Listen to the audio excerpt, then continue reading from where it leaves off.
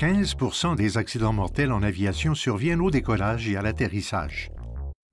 La négligence du pilote à tenir compte de la performance de l'aéronef et à établir un point d'interruption est souvent en cause. Tout d'abord, maîtrisez bien vos graphiques de performance de décollage et d'atterrissage.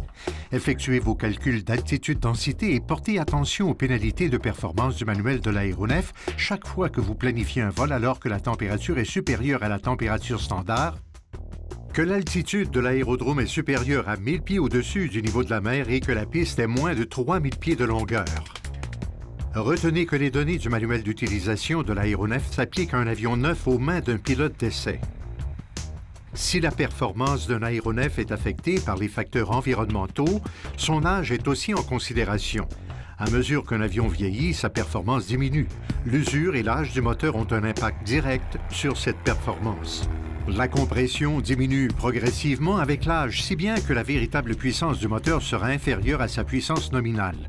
Lorsque vous effectuez vos calculs de performance, accordez-vous une marge de sécurité de 10 à 20 %.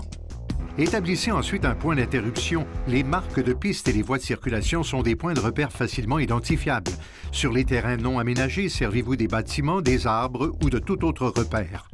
Au décollage, ce point d'interruption devrait vous suffire suffisamment d'espace pour vous arrêter sécuritairement sur la portion restante de la piste en tenant compte de l'état de la surface. Sur une surface glissante ou s'inclinant vers le bas, choisissez un point d'interruption assez près du début de la piste. Sur une piste ascendante et raboteuse, ce point de repère pourra être plus éloigné. La surface elle-même aidera à ralentir l'aéronef durant la manœuvre. À l'atterrissage, retenez que votre vitesse d'approche est plus élevée que votre vitesse de rotation. Choisissez donc en approche un point d'interruption offrant la plus grande marge de sécurité et d'espace pour vous arrêter. Tenez compte également des obstacles en bout de piste et devancez ce point d'interruption afin que vous ayez suffisamment de hauteur en montée initiale pour franchir ces obstacles au cas où vous auriez à remettre les gaz. À titre d'outil supplémentaire, pourquoi ne pas utiliser la formule suivante au décollage? Obtenez 70 % de votre vitesse de rotation en deçà de la moitié de la distance calculée requise pour la course au décollage. Les pilotes s'en servent dans les régions les plus reculées de la planète et bien qu'elles ne remplacent pas les données du POH, c'est un outil pratique pour déterminer les performances d'un aéronef. N'hésitez jamais à interrompre une manœuvre. Quand les choses se présentent mal, au décollage, coupez les gaz immédiatement.